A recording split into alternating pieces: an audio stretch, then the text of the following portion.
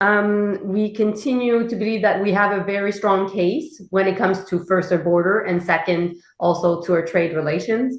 Of course, like you, we heard the comments of President Trump today regarding tariffs. We have yet seen any form of clear decision making and as well as any form of specific details coming from the White House regarding these comments. We believe that we need to lay down the groundwork, not only on preventing tariffs, but of course on making sure that should there be a response, we will be ready day one. And also we will be working, making sure that we have strong allies within Congress. And so this is the work that I've been doing for now more than 2 months. This is the work also that we've been doing also together this week. So Stephen Chase, Globe and Mail. Hi, Stephen. Hi, I hope you can hear me. I'm just wondering, does Mr. Trudeau had a chance to talk to Mr. Trump today? Because in the White House press conference, the White House spokesman said that Mr. Trudeau should be talking to Mr. Trump. So I know that they've been in communication. This is a question that you should ask directly to the Prime Minister's office. The information I've had is the White House and the Prime Minister's office have been in contact indeed. You mean today? Including today, indeed. Thank you, Lisa. Hi. Trump said there's nothing Canada can do to prevent the tariffs coming into force. Do you think the $1.3 billion border security package was in vain? You want to answer that, David? The investments we're making in our border takes a strong border and makes it even stronger. The net benefit of this is good for Canadians and good for our American neighbors. We're showing great progress. We've made huge improvements on different fronts, including dealing with migration, dealing with the fentanyl problem. We continue to make progress, and we're very encouraged. Thank you. And my follow-up quickly, the president says this isn't a negotiating tool. Are we now inevitably in a trade war with the U.S.?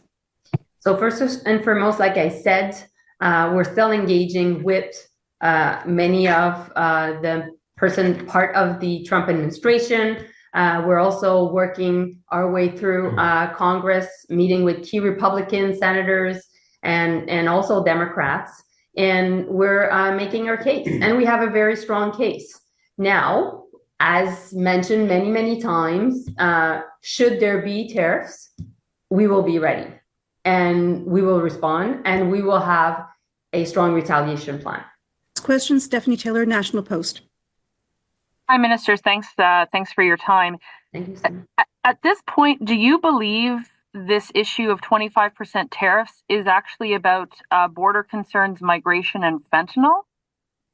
So we were asked a bit that question. You answered it, Marc. We don't believe it is, Stephanie. We need to convince the Americans that it isn't. And so that's part of the reason we're here. We went into these meetings with no guarantees. And we certainly can't guarantee that to Canadians tonight, but I think Canadians would want us to make that effort. We know the challenges that we face with our southern border, with the US's northern border. It is a concern. We need to hear them out. But we also have to make it clear to the Americans that we have our challenges with the way they are working the border and making sure that our case is being heard quite clearly from them. Former Foreign Affairs Minister Perrin Beatty says Canada is in a fact-free zone right now dealing with Trump on tariffs. Do you agree with that characterization, that facts are not important right now? Well, look, Jillian, I think the reality of today's meetings are such that Canadians expect us to try. These tariffs could be crippling for our economy, just as our response will be damaging to the U.S. The U.S. has mentioned its concern with the border security, fentanyl, the immigration system.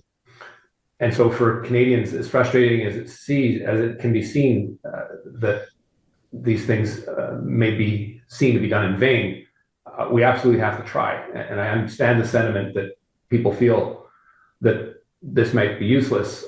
I think it isn't. The border, regardless of tariffs, is very important to our national security on both sides of the border. The U.S., and we've made this quite clear, over the last 10 years has been a net exporter of asylum seekers to Canada doesn't mean that we don't have our own challenges on our side. And if we want to make sure our southern border is properly secured, we need to work with the U.S. because there's 400,000 people that travel and transit across every day. Part of that makes our presence here important because we have to communicate that to the U.S., a country that is very focused on the Mexico border. But we also have to make clear that we have our interests to protect and that we're willing to work with the U.S. on what they see as some of the frustrations with our immigration system. And I've spent the last 18 months making sure that our immigration system is sustainable and is one that we can be proud of, while tightening some screws that we've had to do through a number of policy adjustments, including reimposition of visa on Mexico, changing some policies, making the system more rigorous. That is bearing fruit, but we have to prosecute that case with some folks that are threatening a tariff. So facts or fact-free, we certainly have to communicate reality to Americans and to President Trump and his administration.